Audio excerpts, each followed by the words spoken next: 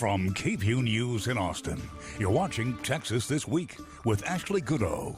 Good morning. Texas is sending 1,000 Texas National Guard troops to the border, and people are weighing in on Texas politics and politicians. Let's get to the 3 things you need to know in Texas politics.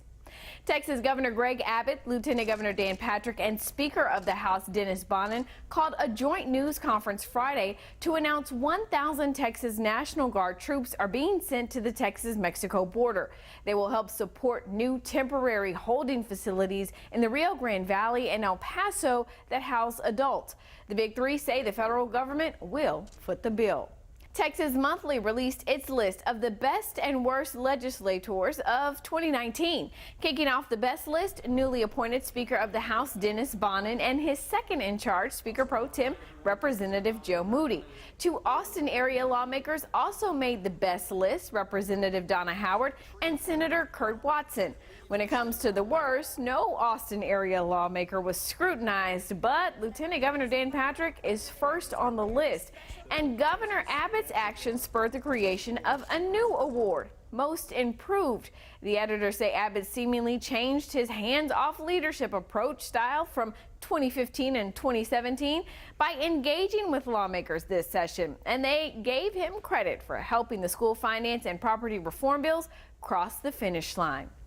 And the U.S. Census Bureau released new data this week on population growth. It shows the Hispanic population in Texas is growing rapidly. For every 1 white resident Texas gained, the state also gained 9 Hispanic residents. Demographers predict Hispanics will surpass whites, becoming the majority in Texas by 2022. And this week, the Texas Politics Project at UT Austin and the Texas Tribune released the results of a June poll of Texas voters. They asked a variety of questions, from how Texans feel about abortion to how likely they are to vote for President Donald Trump in the 2020 election. I sat down with Dr. Jim Henson, director of the Texas Politics Project, to talk about the findings. Jim, thank you so much for being here with us this morning. Thanks for having me. It's great to be here. Yeah, so first and foremost, let's talk about polling. You know, Sure. It seems everyone has something to say about polls, but why are they still relevant and why do they still work? In between elections, public opinion polling tells us a lot about what's going on with the sentiment of voters and non-voters for that matter. And so it helps inform the public debate in terms of electoral politics. This poll had a lot of information about the legislative issues before the legislature and what the legislature was looking at. It also informs how political institutions work, and it becomes part of the information flow. Yeah, and you all are very specific on who you poll. You specifically poll registered voters in Texas, and you do it via the internet. And some people have things to say about that, but... Yeah, I mean, I think that what's widely misunderstood right now is that, even though it's discussed a lot in the public sphere, is that polling is undergoing a fundamental shift as a result of changes in phone technology. The standard practices for decades was to take a random sample of people with landlines and call them up and then make slight adjustments to make sure that that sample was demographically representative. You can't really, frankly, do that very easily anymore. Phone response rates, I mean, how often do you answer your phone if you don't know what the number is? Well, and what landline? And what landline, and there are legal limitations on calling cell phones. So, you know, you can make adjustments and buy cell phone samples and call people on their cell phones. But what we found is that there's been a really steep decline in phone response over the last couple of decades. The Pew Research group, who does a lot of public opinion survey, one of the major sort of nonprofit, nonpartisan institutes in the country, released a report earlier this year saying that the average response rate for a phone poll, both cell phone and landline, has gone down to about 6%. So that means if I want to go and get a sample of 600 people, I may have to make 10,000 phone calls or more to get that sample. And then we have to make adjustments based on that response rate because you are getting such a small response. So, using the internet is something that we've been doing for about a decade now. There are trade-offs. It's what we call a non-probability sample, but it's representative.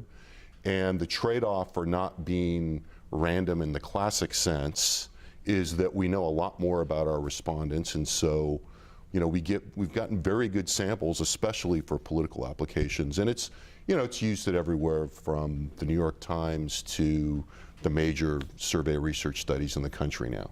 Yeah. So let's dive into these numbers. I think you guys found some interesting things about President Donald Trump and his standing, his approval rating, but then where he is going into the 2020 election, which is what everybody is talking about. We did. Donald Trump is just such a polarizing, but also energizing figure. Whether you like him or you don't like him, you tend to like him a lot or you tend to not like him a lot.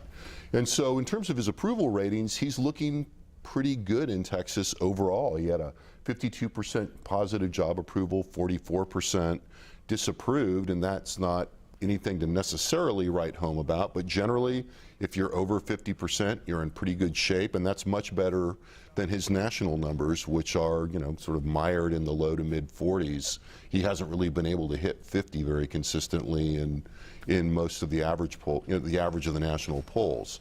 In terms of his reelect, it's a closer, it's a closer call at this point. We got a 50-50 split, which is, and it was as close, honestly, actually, is as close to dead even as anything I think we've seen here in the last decade. We had to go about, checked it to about 3 decimal points out.